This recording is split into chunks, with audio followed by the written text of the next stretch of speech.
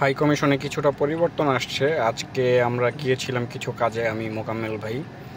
তো দেখলাম যে ওরা নতুন করে টোকেন সিস্টেম করছে। অফিস থেকে টোকেন নিয়ে তারপর হচ্ছে সাইডে গিয়ে টোকেন নাম্বার অনুযায়ী সবাই সেবা নিচ্ছে। এটা আসলে ভালো একটা কাজ, এটা অনেক আগেই করা উচিত ছিল, বাট দেরিতে হইলেও করছে। এটা খুবই ভালো হয়েছে সিস্টেমটা, একটা সিরিয়াল ওয়াইজ মেনটেন করা যায়। রফিকুল ইসলাম পিতা মোহাম্মদ আলী আকবর, এমডি রফিকুল ইসলাম পিতা মোহাম্মদ আলী আকবর, এমডি রফিকুল ইসলাম পিতা মোহাম্মদ আলী আকবর। ওখান থেকে নাম ডাকার পর এখানে এসে কালেক্ট করে নিতেছে, খুব সুন্দরভাবে মাইকিং করেই বলতেছে। যাক, সাউন্ড সিস্টেম লাগাইছে দেখলাম, এটাও ভালো ছিল।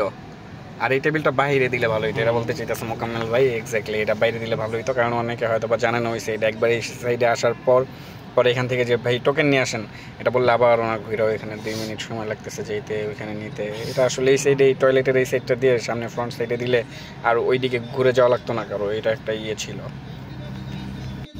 আমরা মূলত গিয়েছিলাম অন্য একটা ইস্যু নিয়ে।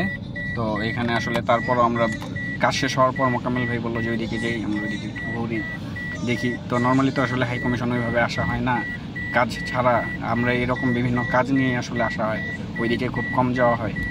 তো আজকে গেলাম, যাওয়ার পর দেখলাম এর আগের বার যখন গেছি তখন দেখছিলাম যে আসলে এই সিস্টেমটা ছিল না টোকেন, ওইখানে যে যার মতো একটা মানে বিচ্ছিরি অবস্থা থাকতো সবসময়, আসলে কোনো সিরিয়াল মেনটেন করা যেত না। আচ্ছা, প্রথমে যে কাউন্টারে ছিল ওনাকে বললাম যে কখন লোক বেশি হয়, বললো যে সকালের দিকে অনেক লোক হয়। তো আপনারা কিন্তু যারা পাসপোর্ট আনতে যান তারা একটু টাইম মেনটেন করলে, লাইক সবাই সকালে গেলে তো একসাথে অনেক ভিড় হয়, রাইট? তো এইভাবে যাওয়া যেতে পারে যে আচ্ছা সকালে অনেক লোক যায়, তাহলে আমি দুপুরে যাই বা এরকম আর কি। এইভাবে বোধহয় ভালো হয়। আর ওইখানে যে বিশৃঙ্খলা আপাতত না করলেই না, কারণ আমরা তো আসলে হাই কমিশনে মোটামুটি হয়তোবা আমি অনেকবার যাই না, মোকাম্মেল ভাই অনেকবার যায় না, বাট আমি আমার প্রয়োজনে যাই, উনি ওনার প্রয়োজনে যায়, বা আমাদের ভাই বন্ধু সবাই যায়। সবারই এখন একটা দৃষ্টিভঙ্গি আসছে যে হ্যাঁ চেঞ্জ হয়েছে হাই কমিশন, কিছুটা না অনেকটা চেঞ্জ আসছে, এবং আরও হবে আশা করি খুব শীঘ্রই। সব সিস্টেম ওয়াইজ চলে আসতেছে। দুর্নীতি তো আসলে বাংলাদেশিদের ক্ষেত্রে থামানো যায় না, ওইটা অনেক কষ্টসাধ্য। যেই আসে সেই কেন যেন এগুলোর মধ্যে জড়ায়া যায়।